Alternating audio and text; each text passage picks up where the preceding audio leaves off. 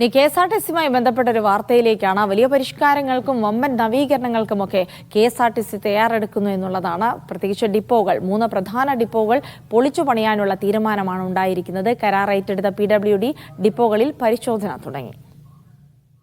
KSRTC ഡിപ്പോകളുടെ നവീകരണം ഏറ്റെടുത്ത പൊതുമരാമത്ത് വകുപ്പ് അവരുടെ അസിസ്റ്റന്റ് എഞ്ചിനീയർ ഉൾപ്പെടുന്ന സംഘത്തെ എല്ലാ ഡിപ്പോകളിലും പരിശോധന നടത്താൻ നിയോഗിച്ചു. വയറിംഗ്, ലൈറ്റിംഗ്, പെയിന്റിംഗ് അടക്കം പരിശോധിക്കുന്നുണ്ട്. 2 ആഴ്ചയ്ക്കകം റിപ്പോർട്ട് ഗതാഗത മന്ത്രി KB ഗണേഷ് കുമാറിന് സമർപ്പിക്കും. തീരെ ശോചനീയാവസ്ഥയിലുള്ള പ്രധാന ഡിപ്പോകളായ ചങ്ങനാശ്ശേരി, കായംകുളം, ചെങ്ങന്നൂർ ഡിപ്പോകൾ പൊളിച്ചു പണിയും. പൊളിഞ്ഞിരിക്കുക, വയറിങ് പോയി കിടക്കുക, അതെല്ലാം മാറ്റി LED ലൈറ്റൊക്കെ ഇട്ട് ഒന്ന് പ്രകാശമാനമാക്കും. അത്യാവശ്യം പെയിൻ്റൊക്കെ അടിച്ച് പ്രധാന ഡിപ്പോകൾ ഇപ്പം ചങ്ങനാശ്ശേരി ഡിപ്പോ പൊളിക്കും, കാരണം പുതിയ പണിയാണ്. കായംകുളം പൊളിക്കുന്നു, ചെങ്ങന്നൂർ പൊളിച്ച് പുതിയ ബിൽഡിംഗ് പണി. അതിന് സർക്കാർ പ്ലാൻ ഫണ്ടുണ്ട്. ടോയ്ലറ്റുകളുടെ നവീകരണവും പരിപാലനവും സുലഭിന് കൈമാറി.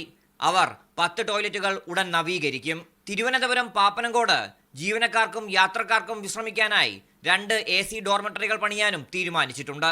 RB Sanu, media 1, Thiruvananthapuram.